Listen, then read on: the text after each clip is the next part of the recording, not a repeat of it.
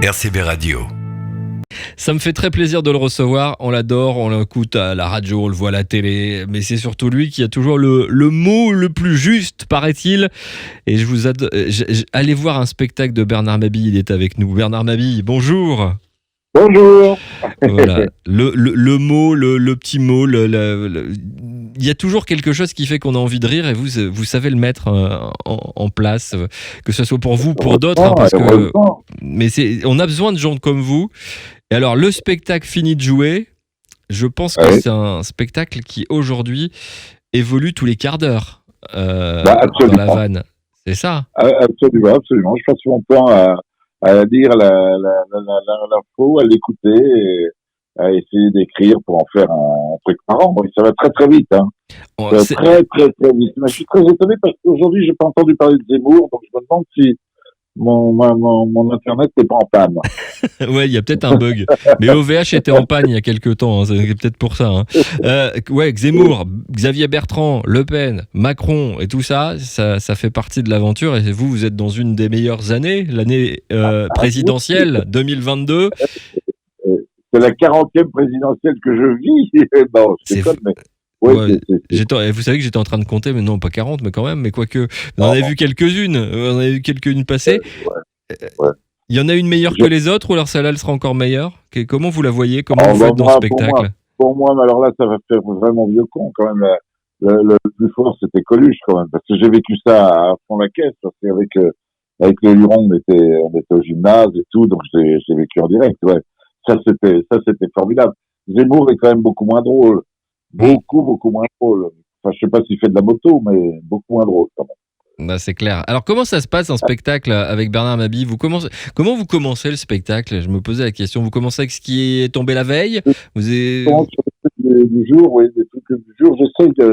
J'essaie d'écrire jusqu'au lever de spectacle. C'est ça qui est drôle parce que d'abord on se lasse pas en disant, je raconte tous les jours vraiment la même chose mot à mot, et puis un tout petit challenge, est-ce que ce que j'ai trouvé là va faire rire, quoi. C'est jeté en pâture aux spectateurs. C'est ça que je trouve rigolo. S'ils viennent voir des gens comme moi, c'est pour entendre des trucs un peu de la journée ou de la veille, quand même, hein. C'est ce qui me gênait dans les spectacles de chansonniers, c'est que c'était vraiment les mêmes tours en mot à mot pendant toute la saison. Moi, j'essaie de faire un petit boulot en toute humilité, mais toi, un petit boulot de journaliste quand même. De journaliste, ça évite de vieillir. En ce moment, c'est qui le meilleur, franchement, entre Zemmour, Bertrand, Le Pen et Macron? La vanne vient plus facilement avec qui, en fait? C'est Zemmour actuellement quand même qui est le plus rigolo. Mais dans l'actualité, c'est ça qui est marrant, c'est qu'il y a des trucs très tristes et qui sont quand même très drôles. Moi, par exemple, j'ai pas pleuré Tapi, mais quand j'ai vu que l'enterrement de Tapi, c'était Borloo qui soutenait le cercueil, je me suis dit, putain, ça va se casser la gueule, c'est pas possible. Hein? Vous l'avez pas vu, alors? Si, je l'ai vu. Le cercueil, si tu mets la caisse zigzaguée, ils ont eu un bon coup à le mettre dans le fourgon. Borloo, toujours près de la bière. Ouais. C'est vrai que Borloo, ça faisait un peu plus un moment qu'on l'avait pas vu, en fait. Le revoir à la disparition de Bernard Tapie, c'est surprenant, ouais. Ça m'a sidéré, oui. Donc, on essaye de transformer des choses un peu tristes de la vie de tous les jours en petits gags, quoi. C'est ça le boulot d'humoriste, hein.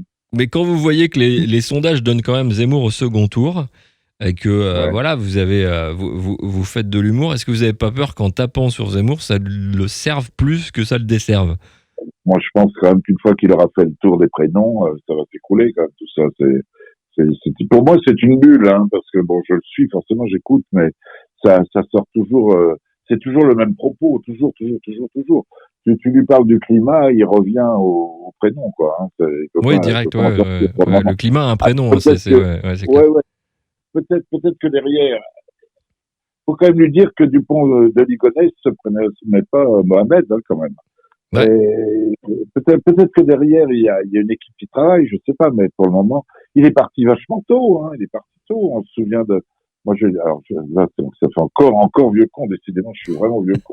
C'est ce que me disent les Je rappelle enfants. que le spectacle s'appelle Fini de jouer, hein, pas Fini vieux con, hein, je le précise quand même. Je me souviens de Chevènement, je me souviens de Rocard, je me souviens de gens comme ça qui devaient casser la baraque.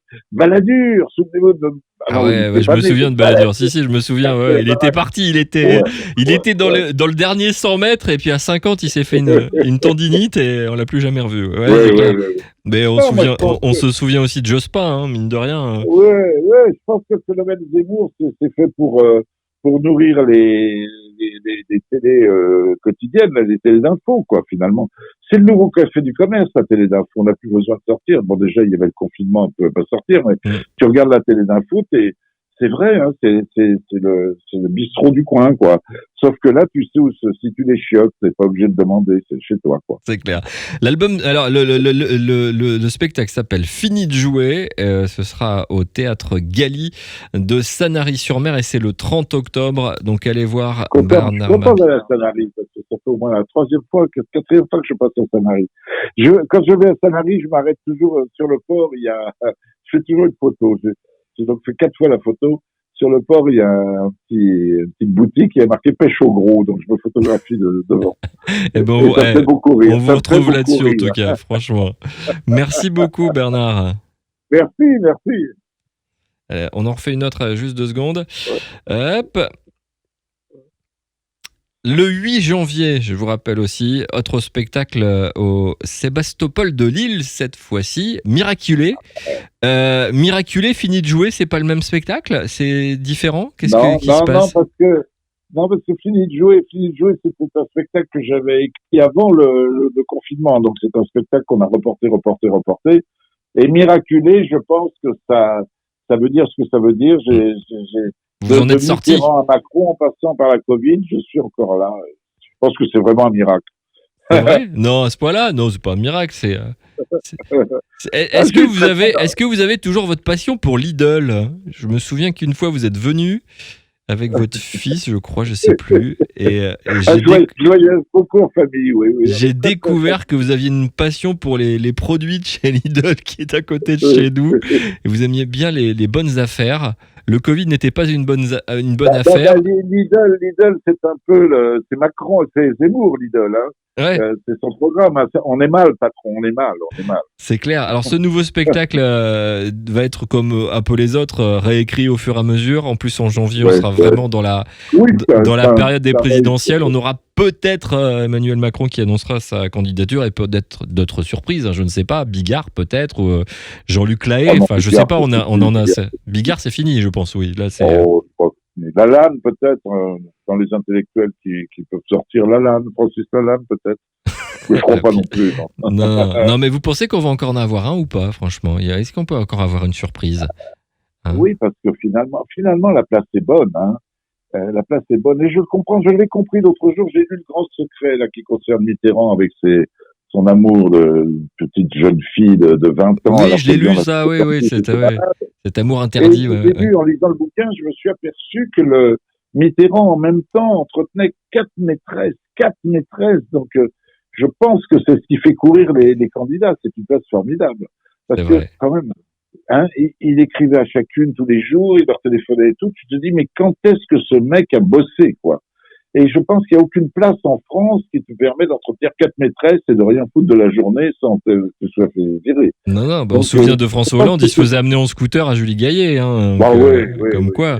Mais alors, Emmanuel Macron arrive à mieux à se tenir ou alors il a des meilleures cachettes alors dans ces cas-là?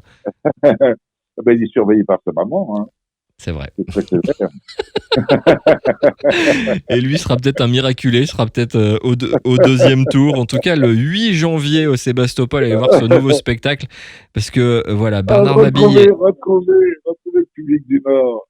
Le Sébasto, je l'ai découvert avec Jean Lefebvre, qui était un nordiste. Hein. Ah ouais, tout à fait. Ouais. À l'époque, il faisait 2 matinées au Sébasto et une soirée. Et j'étais journaliste à l'époque et il m'avait invité à aller voir un spectacle au Sébasto. Et j'aurais jamais pensé un jour à être sur cette scène de théâtre et avoir la faveur du public comme ça, le public nordiste, c'était génial. Je pense à Jean Lefebvre. À chaque fois que Sébastien, je pense à Jean Lefebvre. Bah moi, mon premier, ma première pièce de théâtre, c'était Jean Lefebvre, c'était au théâtre de Béthune. Et il arrêtait la moitié du spectacle, la moitié de la pièce de théâtre qui était donc écrite, puisque c'était un vaudeville souvent. Ça partait en ch'ti, en patois. Ça durait 1 heure de plus. Et on découvrait quelqu'un qui sur scène était hallucinant en fait. Et puis alors après le spectacle, il dédicaçait ses photos à tout le monde. C'était vraiment un type qui aimait Jean, il aimait vraiment le public. C'est clair. Il aimait vraiment le public.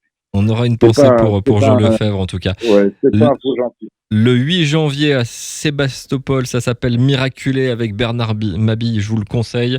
C'est le nouveau spectacle et l'avantage c'est que vous l'avez pas appelé report ce spectacle. Vous auriez pu aussi.